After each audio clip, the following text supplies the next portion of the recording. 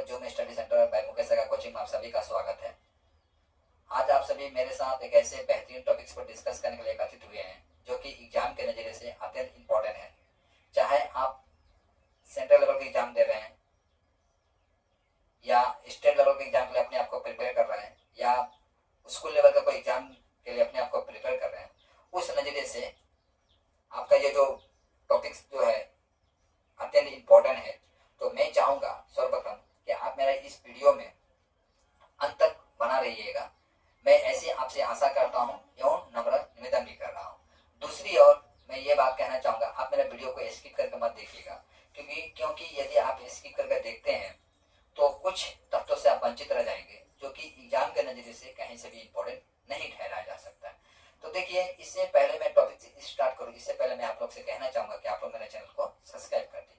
तो देखिए, आप समय ना गंवाते हुए मैं टॉपिक्स की ओर बढ़ रहा हूँ। तो आज का मेरा जो टॉपिक्स है वो है आपका राज्यसभा। ठीक है, आज का मेरा जो टॉपिक्स है वो है राज्यसभा। ठीक है, तो राज्यसभा से पहले मैं रूट की तरफ चलूंगा। ठीक है, तो देखिए, जैसे कि आप जानते हैं कि हमारा देश जब आजाद हो गया था तो आजाद होने के पश्चात हमारे पास ऐसा कोई नियम नहीं था जिस नियम के तहत हम लोग एक सूत्र में बंध सके, माने अपना नियम नहीं था। हालांकि ब्रिटिशों का बनाया हुआ एक नियम था जिसे हम इंडियन काउंसिल एक्ट 1935 कहते हैं, भारत सरकार अधिनियम। उस नियम के तहत हम लोग 1947 तक या उसके आगे तक हम लोग चलते हैं उस नियम के तहत। तो हमारा, लेकिन वास्तव में हमारा कुछ संविधान था नहीं। तो संविधान को बनाने के लिए हमारे जो देश के जो बुद्धिजीवी थे विश्व के अन्य देशों में जाते हैं और वहां के संविधान को क्या करते हैं, स्टडी करते हैं, अध्ययन करते हैं और वहां से कुछ तथ्य को लेकर आते हैं और उनसे जोड़कर हमारा एक स्वतंत्र संविधान बनता है। ठीक है, जैसे कि जानते हैं उन दिनों में जो हमारे बुद्धिजीवी थे कनाडा गए थे, ऑस्ट्रेलिया गए थे, अमेरिका गए थे, ब्रिटेन गए थे, आयरलैंड गए थे। तो जैसे कि आप देखते हैं हमारा जो एकल नागरिकता जो है अमेरिका से लिया गया। परीक्षा में यहाँ से प्रश्न उठता है आपसे कि एकल नागरिकता कहाँ से लिया गया है, तो आपका अमेरिका होगा। उस तरह से इमरजेंसी देखा जाए तो कहाँ से लिया गया, कनाडा से होगा। तो उसी तरह से देखा जाए भारतीय संविधान का जो संसदीय प्रणाली जो है ये आपका ब्रिटेन से लिया गया है। उसी तरह से देखा जाए आपका राज्यसभा का जो नीति नियम है वो कहाँ से लिया गया है, आयरलैंड का संविधान से लिया गया है। ठीक है, तो यहाँ से आपका इंपॉर्टेंट प्रश्न यहीं से उठना स्टार्ट होता है। मैं चाहूंगा कि आप एक कॉपी डायरी लेके बैठिए और साथ में इसको नोट करते चलेंगे तो आपके लिए अत्यंत बेहतर होगा। ठीक है, तो देखिए, मैं राज्यसभा पढ़ाने वाला हूँ, लेकिन राज्यसभा को पढ़ाने से पहले हमको इसके रूट में जाना पड़ेगा, तब आपको टॉपिक्स जो है अत्यंत क्लियर होगा। तो देखिए, हमारा संसद का निर्माण होता है। ठीक है, हमारा संविधान जो होता है, संविधान का निर्माण होता है। ठीक है, संविधान जो हमारा निर्माण होता है, हमारे संविधान को बनाने में ऐसे एक दिन में नहीं बन गया था। हमारा संविधान को बनाने के लिए 2 साल, ठीक है, 2 इयर्स है ना, 11 मंथ और 18 दिन लगता है। ठीक है, यह हमारा संविधान को बनने में समय लगता है। तो संविधान बनता है तो संविधान के तहत हम क्या करते हैं, एक संसद बनाते हैं। ठीक है, माने संसद कहने का मतलब जैसे कि मान लीजिए नियम को बनाने के लिए तो कुछ तो चाहिए। ठीक है, तो जहां हमारे नेता लोग, हमारे बुद्धिजीवी लोग बैठे तो उनके लिए एक संसद बनाया जाता है। ठीक है, संसद बनाने का कहने का मतलब देखिए, अब जैसे कि हम लोग घर बनाते हैं तो घर को बनाने के लिए हम लोग पिलर देते हैं, तो उसी तरह से हम लोग एक तो संसद बना लिए, दैट मीन्स इसको घर समझ लीजिए। तो संसद के 2 पिलर है, स्ट्रॉन्ग पिलर। ठीक है, 2 पिलर में एक है राज्यसभा और दूसरा है लोकसभा। ठीक है, ये 2 है स्ट्रॉन्ग पिलर कहा जा सकता है। और यदि संसद का मुखिया कह दिया जाए कि मुखिया कौन है, तो आप इनको प्रेसिडेंट को पकड़ के चलिए। ठीक है, प्रेसिडेंट हमारा संसद का एक प्रकार से कानूनी मुखिया होते हैं। ठीक है, उपसभापति होता है। ठीक है, सभापति, उपसभापति, ये सब क्या है, एक मुखिया के तौर पर होते हैं संसद का।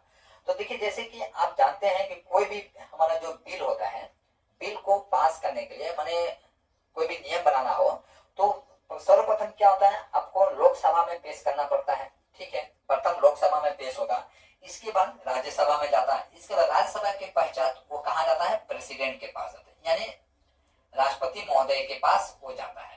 राष्ट्रपति महोदय क्या करते हैं, उसे हस्ताक्षर कर देते हैं उस बिल पर। अब वो बिल पर हस्ताक्षर करने के पश्चात वो क्या बन जाता है, आपका नियम। यदि इसके पश्चात यदि आप उस नियम को नहीं मानते हैं तो आपको दंडित किया जाएगा, यह गैर कानूनी का संज्ञा दिया जाएगा। ठीक है, तो अब देखिए हमारा जो संसद जो बना, संसद जो जिसे हम पार्लियामेंट के नाम से हम लोग जानते हैं, ठीक है, वहीं ब्रिटेन का भी अगर संसद को जाएंगे तो ब्रिटेन का भी जो संसद है वो भी पार्लियामेंट के नाम से ही जाना जाता है। तो देखिए हमारा जो संसद का जो निर्माण होता है, हमारा संसद का निर्माण आर्टिकल 79 के तहत होता है। ठीक है, आर्टिकल देखिए यहाँ से आप इंपोर्टेंट प्रश्न आपका स्टार्ट हो रहा है। ठीक है, आर्टिकल 79 के तहत आपका संसद का निर्माण होता है। परीक्षा में यहाँ से पूछा जाता है किस आर्टिकल के तहत आपका संसद का निर्माण किया गया है, तो आर्टिकल 79 के तहत आपका संसद का निर्माण किया गया है। वहीं देखा जाए आपका लोकसभा का देखा जाए तो लोकसभा का आपका जो आर्टिकल है वो 81 है। 81 के तहत लोकसभा का निर्माण किया गया है। वहीं आपको राज्यसभा का देखा जाए तो 80। ठीक है, माने 80 आर्टिकल के तहत राज्यसभा का निर्माण किया गया है। तो देखिए लोकसभा को हम क्या कहते हैं, निम्न हाउस, है ना, निम्न हाउस, निम्न सदन, सॉरी निम्न सदन यानी लोअर हाउस के नाम से भी हम लोग क्या करते हैं, जानते हैं इसे। और वहीं राज्यसभा को उच्च सदन, है ना, उच्च सदन यानी अंग्रेजी में इसको अपर हाउस के नाम से हम लोग जानते हैं।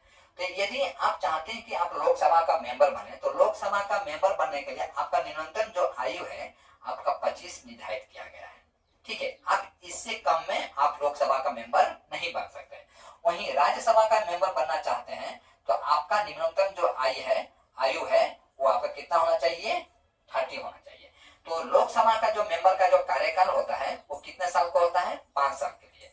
वहीं राज्यसभा का जो मेंबर का जो कार्यकाल होता है वो कितने साल के लिए होता है, 6 साल के लिए होता है। ठीक है, आपका देखिए लोकसभा को भंग कर दिया जाता है। ठीक है, आप न्यूज में सुनते होंगे आपका स्पीकर महोदय क्या करते हैं, लोकसभा को भंग कर देते हैं, मतलब कुछ समय के लिए। लेकिन राज्यसभा को भंग नहीं किया जा सकता। राज्यसभा को परमानेंट, जो राज्यसभा के जो मेंबर होते हैं, या राज्यसभा हो या विधान सभा हो, ठीक है, तो इसे हम क्या बोलते हैं, विधान परिषद जो है इसे हम परमानेंट क्या बोलते हैं, इसे परमानेंट मेंबर बोलते हैं। जो भी राज्यसभा का मेंबर हो या विधान सभा का मेंबर हो उसे हम क्या बोलते हैं, राज्यसभा या विधान परिषद का जो मेंबर होते हैं उन्हें हम क्या बोलते हैं, परमानेंट मेंबर बोलते हैं। ठीक है, क्या बोलते हैं उनको, परमानेंट मेंबर जानते हैं। ठीक है, वहीं लोकसभा को, लेकिन लोकसभा के जो मेंबर होते हैं उन्हें हम परमानेंट मेंबर नहीं कहते हैं। ठीक है, तो जैसे कि आप जानते हैं लोकसभा का जो टोटल यदि देखा जाए तो इसके टोटल मेंबर जो होते हैं, यदि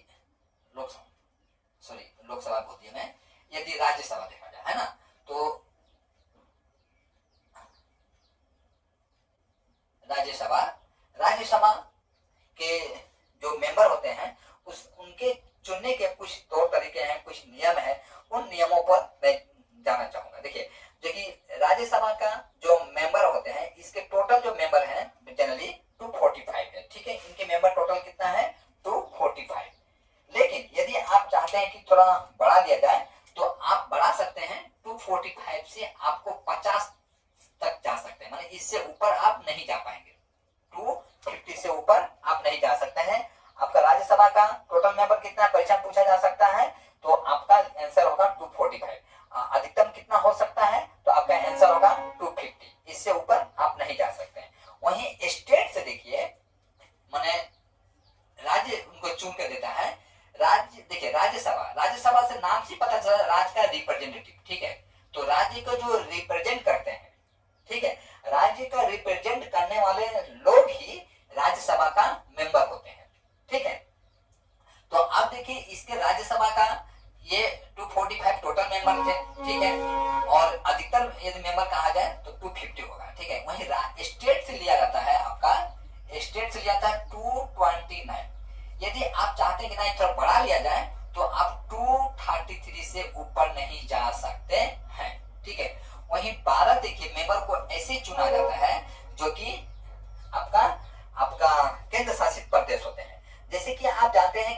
शासित प्रदेशों में जैसे कि पांडिचेरी होता है, लक्षद्वीप होता है, दमन और दीप होता है, लद्दाख होता है, दिल्ली होता है, अंडमान होता है, चंडीगढ़ होता है, दादर और नगर हवेली होता है। ठीक है, तो जैसे कि जानते हैं आप, जो लद्दाख जो था पहले हमारा यूनियन टेरिटरी के अंतर्गत, मतलब केंद्र शासित प्रदेश के अंतर्गत में नहीं आता था, लेकिन जब से आर्टिकल 370 उठा है तो देखिए आपको लद्दाख को केंद्र शासित प्रदेश घोषित कर दिया गया है।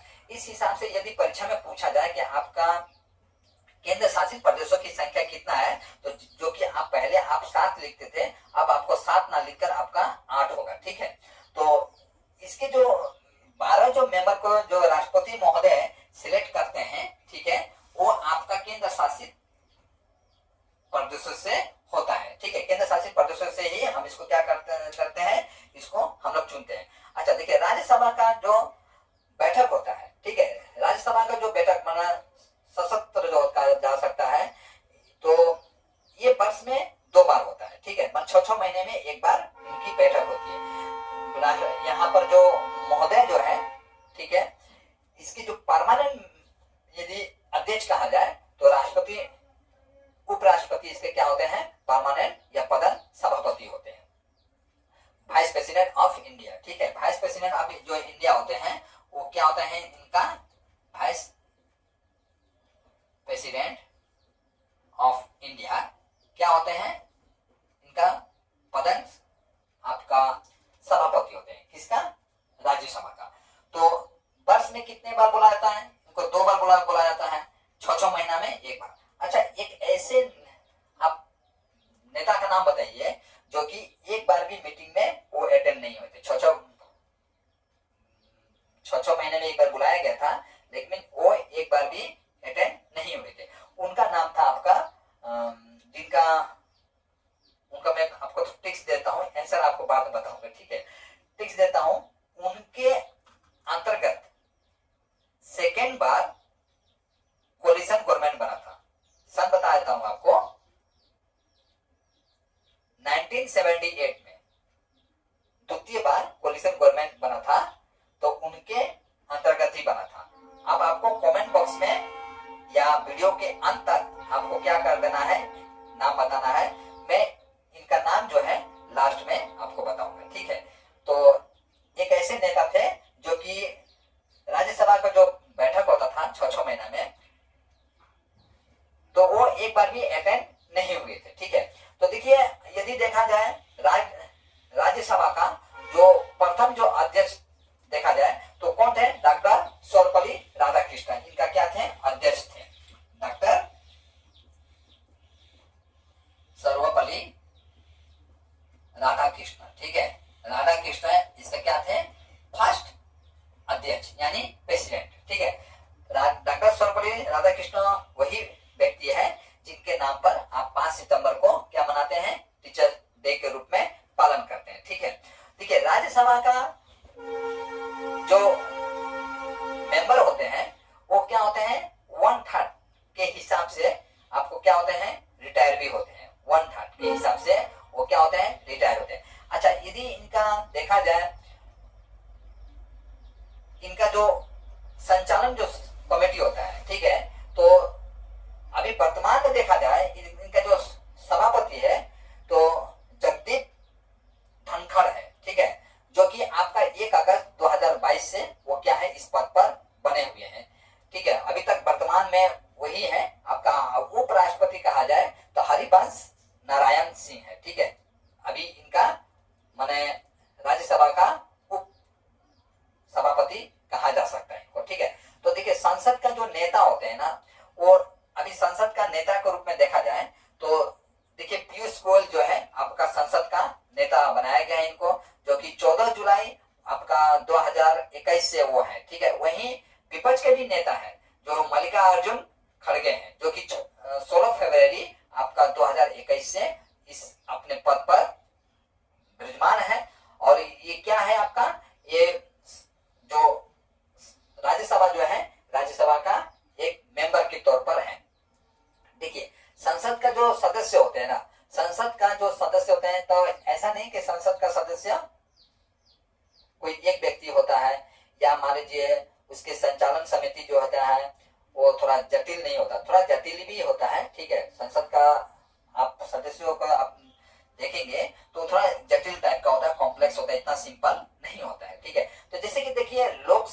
समिति जो होता है, जिसकी लोक सेवा समिति जो होता है, इसके कुल सदस्य जो होते हैं आपका कितने होते हैं? 22 होते हैं लोक सेवा समिति। ठीक है, इसके जो सदस्य होते हैं आप, ठीक है, पहला है लोक सेवा समिति।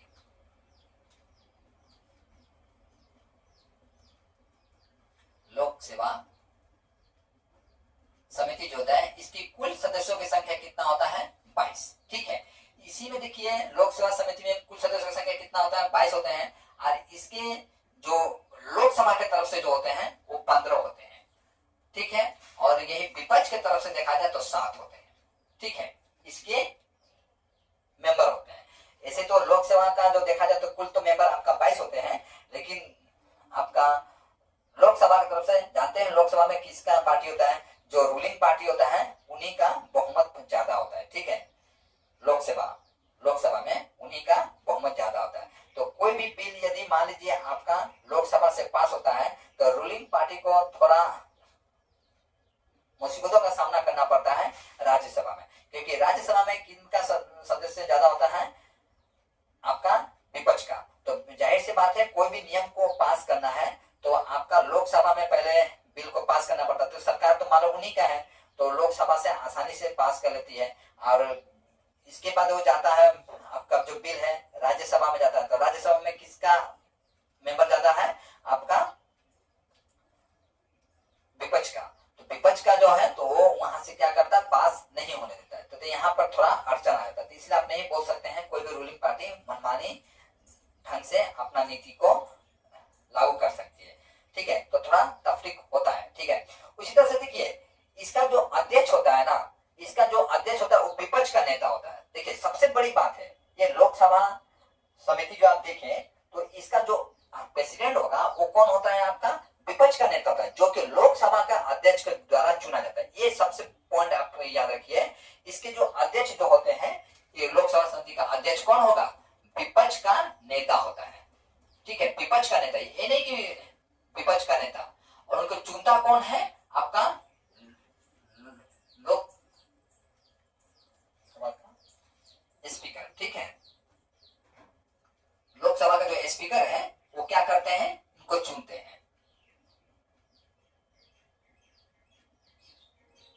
स्पीकर कह सकते हैं लोकसभा के स्पीकर। मतलब लोकसभा के स्पीकर कहने का मतलब, या लोकसभा का अध्यक्ष पकड़ के चलिए, लोकसभा का अध्यक्ष क्या करते हैं? इसको चुनते हैं। यह संसद का लेखा जोखा क्या करता है? रखता है। ठीक है, जिसको आप महान्यायवादी कहते हैं। ठीक है, परीक्षा में यहाँ से प्रश्न पूछता है कि सरकार का लेखा जोखा कौन रखता है? तो आपका आंसर होगा महान्यायवादी। ठीक है, महान्यायवादी। ठीक है, ये आप इंपॉर्टेंट है ये आपका। ठीक है, यहाँ से एक एक लाइन आपका इंपॉर्टेंट है। ठीक है, चाहे यहाँ से बताया हूं चाहे यहाँ से बताया, कहीं से भी आप जो देख रहे हैं इसका एक एक लाइन आपका कॉम्पिटिटिव एग्जाम के लिए अत्यंत इंपॉर्टेंट है। अगर आपको लगता है कि मैं फालतू में आपका समय बर्बाद कर रहा हूं तो आप वीडियो को छोड़ सकते हैं। ठीक है, यदि आपको लगता है कि इंपॉर्टेंट है तो आप बने रहिएगा और एक एक पॉइंट को आप नोट करते चलिएगा, जिससे क्या हो सकता है आपका एग्जाम जो है काफी अच्छा जाएगा। ठीक है, यदि आपको विश्वास ना हो तो कोई भी कॉम्पिटिटिव लेवल एग्जाम उठा के देख लीजिए। आप यहाँ से कुछ ना कुछ पॉलिटी की तरफ से यदि पूछा जाए तो यहाँ से कुछ ना कुछ प्रश्न पूछा जाता है। मैं तो खुद जो एग्जाम दिया हूँ उसमें कई यहाँ पर से मैं देखा हूँ। पहला नंबर देखिए, मैं यहाँ से मुझे खुद मेरा समय में प्रश्न मिला है। ये लोकसभा राज्यसभा का मेंबर होने के लिए निबंधन आयु कितना होना चाहिए, राज्यसभा का कितना होना चाहिए, इनका जो कार्यकाल होता है कितना होता है। ठीक है, लोकसभा का कितना कार्यकाल होता है। ठीक है, संविधान कब बना था, कितना बना था। ठीक है, अच्छा, सरकार का लेखा जोखा कौन रखता है? तो महान्यायवादी रखता है। ये आर्टिकल के बारे में भी पूछा जाता है आपको। ठीक है, तो इस हिसाब से देखिए लोकसभा का जो संसद का जो सदस्य होते हैं वो कौन होता है? लोक सेवा समिति होते हैं, जो कि आप यहाँ पर देखें जिसके टोटल मेंबर जो होते हैं आपका 22 होते हैं। वहीं आपका दूसरा है नियम समिति। ठीक है, नियम समिति जो होता है दूसरा में आता है। विशेष अधिकार समिति होता है। ठीक है, इसके बाद आपका और एक समिति होता है जिसको एड होक कमेटी कहते हैं। ठीक है, एड होक कमेटी। ठीक है, एक और कमेटी होता है जिसे एड होक कमेटी के नाम से भी जानते हैं। इसको चौथा बोल सकते हैं। ठीक है, ये चौथा है। इस हिसाब से मैं आपको राज्यसभा के बारे में बताने का प्रयास किया हूं। आशा करता हूं कि आपको मेरा वीडियो जो है अच्छा लगा होगा, और यदि आपको अब तक आप वीडियो में बने हैं और आपको मेरे बताए हुए कुछ तत्वों को यदि आपको अच्छा लगा है तो मैं आशा करूंगा कि आप मेरे चैनल को सब्सक्राइब कर देंगे। ठीक है, और यदि